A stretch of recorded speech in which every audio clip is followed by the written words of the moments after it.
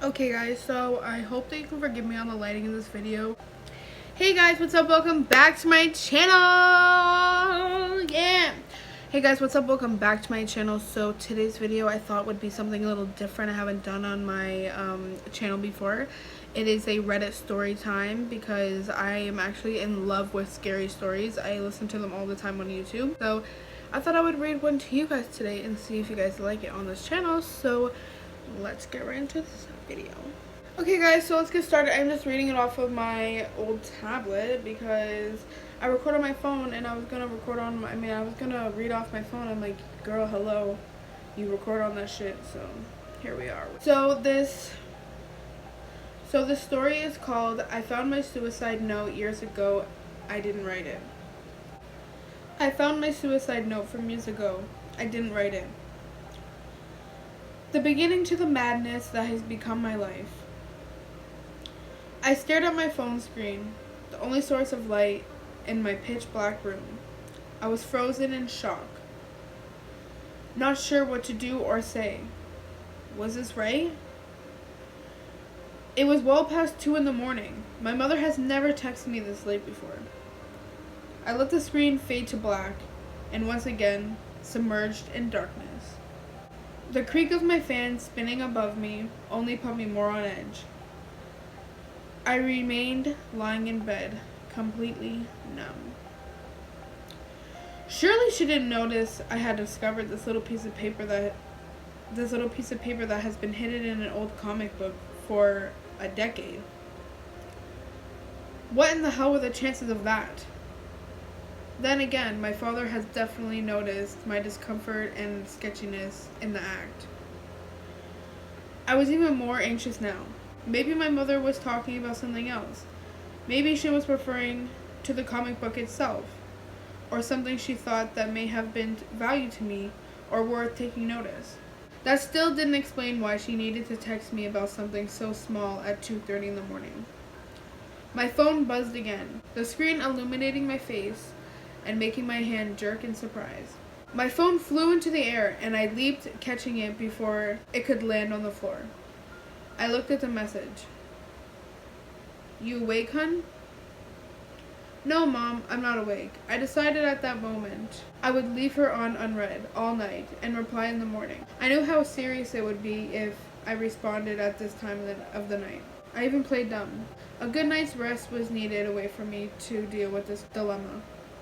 It was now at the forefront of my mind. I get so scared reading this alone, guys. I placed my phone on my nightstand and pulled my covers tightly around myself. But I woke up to a sound of my phone buzzing once again soon after. Sorry guys, I'm changing positions. I just want to sit better. I feel like this is better for you guys. I didn't want to do this. No, this had gone way too far. This was my mother texting me for crying out loud. It was time to man up and get to the bottom of this. I unlocked my screen and typed Mom to call her. This was when I heard my mother's medicinal ringtone downstairs. She was in my house. I sat up in my bed, terror engulfing me like it had never done before. I heard the sound of heavy footsteps rushing quickly up the stairs along with the ringtone, which played like a swan song for my final moments. I had nothing to defend myself with. My dad had guns, but I never wanted to touch one of those things before in my life. I tried to hop out of bed, maybe finding a hiding spot. But in my haste in the dark, I slipped, my phone flying through the air and landing on the other side of the room. My bedroom door burst open, and I heard someone run in. What the f? I was hit in the mouth, and judging by the power behind the blow, I knew I was dealing with a man. I kicked out, trying to knock him off his feet, but he came down on me, striking me twice in the face. I threw a punch blindly in the dark and connected with what I was sure was a man's throat. The last thing I remember hearing was him cough before he knocked me out. I woke up the next day feeling groggy as hell. My head was ringing and there was dry blood on my mouth. The sunset streaming through the curtains, I did nothing to redeem me to the situation. I sat up slowly, looking around the room to see whether or not I was alone. It seemed like I was. The first thing I needed to do was call the police. looking across the room. However, I saw my phone was gone. That made my head hurt even more. I glanced towards my nightstand where I had stashed the suicide note. I saw it was wide open. Now my head is surely going to burst. Someone who had been carrying my mother's phone had actually come into my house, assaulted me, and stole my phone and the suicide note. This was way too much. I knew I needed to record this somewhere. I needed to before I suffered any memory loss from the beating I had taken.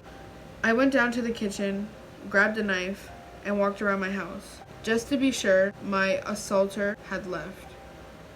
Nothing was out of place or stolen. Whoever came in the night had thrown a rock through one of my windows. But the hole was barely large enough to fit a person inside. This didn't make any sense. Why hadn't I heard it smashing? Then I noticed the back door. I am nearly 100% sure that I had locked it the day before. Now, however, it was unlocked. I knew I needed to get in contact with the police immediately.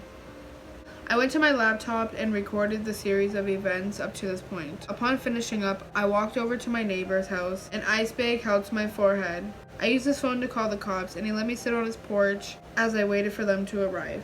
They did. They asked me a series of questions about what exactly happened. This was the most difficult part for me. I wasn't sure how the person who had taken my mother's phone had gotten into the house. However, they were sent by her, or if it was my dad I had been fighting the night before. But I love my parents. I didn't want to drag them into this or incriminate them. Yet. So I lied.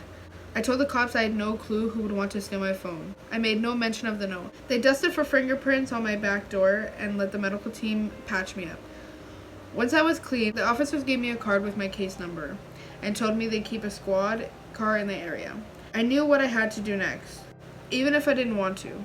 I drove to my parents' place. And it was a surprise to see them. And it was a surprise to see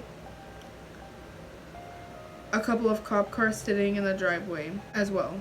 Fear stabbed at me like a cold knife as I darted out of my car into the front door of my parents' house.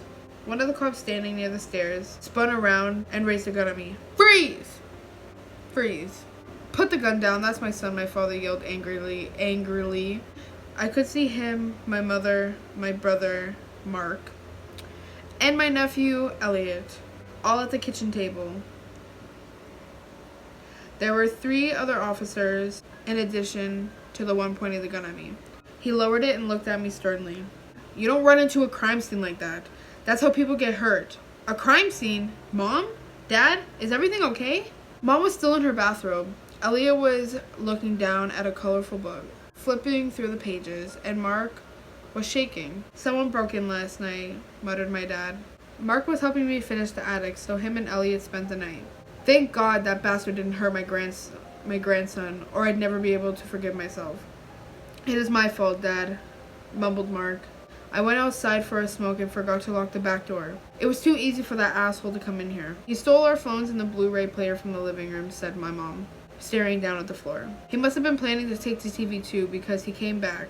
Mark was going to the bathroom and ran into the guy. He found me! He forgot him, but the guy got away. He was very careful, and none of us heard anything. I looked at my brother. He had cuts on his arms. Glancing over at the smashed glass that had been on the coffee table, I could see why. Mark's right, fist was busted as well, swelling up badly. Someone broke into my place too. They all glanced at me. The same thing, basically. Beat me up and took my phone. My mother and father looked at each other. The police officers took a look at the card the other officers had given me, took a few more notes, then left. Mark had refused medical attention. My mother hugged me while my father stood shaking his head. Mark held Elliot close, as though afraid of someone might come back into the house. Did you text me last night, Mom? Before your phone was stolen? Her eyes narrowed. She looked at me. No, honey, I didn't. We all sat in silence for a moment. Hulk smash, giggled Elliot loudly. And that was when I noticed what book he was flipping through. It was my Incredible Hulk comic book. Guys, I'm literally tearing up right now. I might need to read that again. And that's when I noticed what book he was flipping through. It was my Incredible Hulk comic. Stories like this freak me out so much, guys. Like, I'm literally crying right now, but at the end of that, I feel like this video has already been way too long. So don't forget, if you like the story, please leave a comment below to tell me if you guys want to see more videos like this. And don't forget to hit that subscribe button and that like button. And I'll see you guys next week. Bye, guys.